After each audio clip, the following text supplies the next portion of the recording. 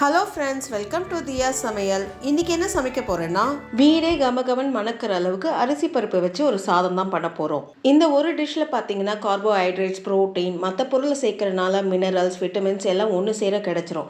Taste வேறு லெவலில் இருக்கும். வாங்க எப்படி செய்கிறதுன்னு பார்க்கலாம். சமையல் அறைக்கு போகிறதுக்கு முன்னாடி இப்போ தான் ஃபர்ஸ்ட் டைம் என் சேனலை பார்க்குறீங்கன்னா என் சேனலை சப்ஸ்கிரைப் பண்ணிவிட்டு பக்கத்தில் இருக்க பெல் ஐக்கானை கிளிக் பண்ணிவிட்டு வாங்க. ஒரு கிளாஸ் புழுங்கல் அரிசி கிராம்னு பார்த்தீங்கன்னா 200 கிராம் இருக்கும். இதில் சரி பாதி 100 கிராம் துவரம்பருப்பு எடுத்துக்கோங்க. அரிசியும் பருப்பும் ஒரு கிளாஸில் அளந்துக்கோங்க. அப்போ தான் தண்ணி அளக்க ஈஸியாக இருக்கும். அரிசியும் பருப்பும் நல்லா கழுவி எடுத்துட்டு ஒரு அரை மணி நேரத்துலேருந்து 1 மணி நேரம் வரைக்கும் ஊற வச்சு எடுத்துக்கோங்க. அரிசி பருப்பு ஊறத்துக்குள்ளே இந்த சமையலுக்கு தேவையான மற்ற பொருளை நீங்கள் ரெடி பண்ணி வச்சுக்கோங்க. அது என்னென்ன தேவைன்றது நான் சமைக்கும் போதே ஒன்றுனா சொல்கிறேன், நீங்கள் குறித்து வச்சுக்கோங்க. அரிசி பருப்பு அரை மணி நேரம் ஊற வச்சாச்சு. இப்போ நம்ம தாளிக்க ஆரம்பிச்சிடலாம். தாளிக்க ஒரு குக்கர் எடுத்துக்கோங்க. குக்கர் நல்லா சூடான பிறகு 3 டேபிள் ஸ்பூன் எண்ணெய் சேர்த்துக்கோங்க. எண்ணெய் நல்லா சூடான பிறகு அரை ஸ்பூன் கடுகு சேர்த்துக்கோங்க. அரை ஸ்பூன் சீரகம் சேர்த்துக்கோங்க. 1 ஸ்பூன் உளுந்து சேர்த்துக்கோங்க. கடுகு நல்லா வெடித்து உளுந்து நல்லா செவக்க ஆரம்பிக்குது. இப்போ 3 காஞ்ச மிளகாய் முழுசாக சேர்த்துக்கோங்க. 2 பச்சை மிளகாய் கீரி சேர்த்துக்கோங்க. 10லேருந்து 15 சின்ன பூண்டு தோல் உரித்து சேர்த்துக்கோங்க. 20லேருந்து 25 சின்ன வெங்காயம் தோல் உரித்து முழுசாக சேர்த்துக்கோங்க. கொஞ்சம் கருவேப்பிலை சேர்த்துக்கோங்க. எல்லாம் ஒன்று சேர நல்லா கிளறி விட்டுக்கோங்க. வெங்காயம் நல்லா சாஃப்டாகி வர அளவுக்கு வதக்கி விட்டுக்கணும். ஒரு 2 நிமிஷம் வதக்கி விட்டிங்கன்னா வெங்காயம் நல்லா சாஃப்டாகி வந்துடும். உங்ககிட்ட சின்ன வெங்காயம் இல்லைன்னா பெரிய வெங்காயம் 2 மீடியம் சைஸ் எடுத்து நீட்டு வாக்கில் கட் பண்ணி சேர்த்துக்கோங்க. முடிஞ்ச அளவுக்கு சின்ன வெங்காயம் சேர்த்து பண்ணுங்கள். டேஸ்ட் ரொம்ப நல்லாயிருக்கும். அதே சமயத்தில் ஹெல்த்துக்கும் ரொம்ப நல்லது.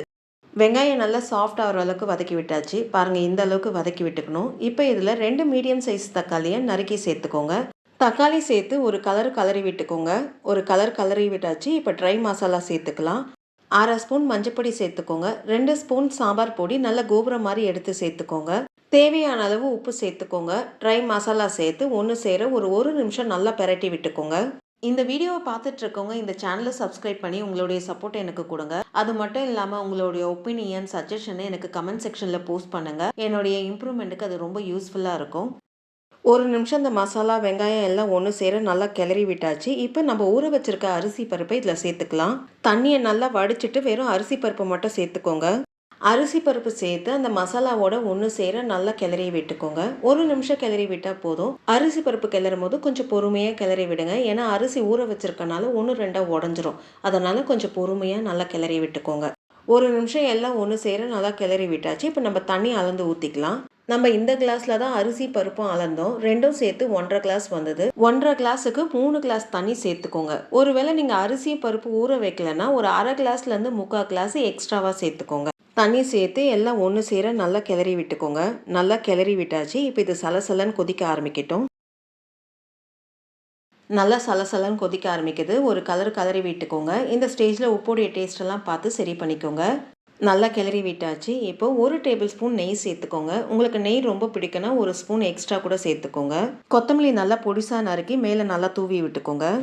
இப்போ குக்கர் மூடி போட்டு விசில் போட்டு 2 விசில் வைப்போம்.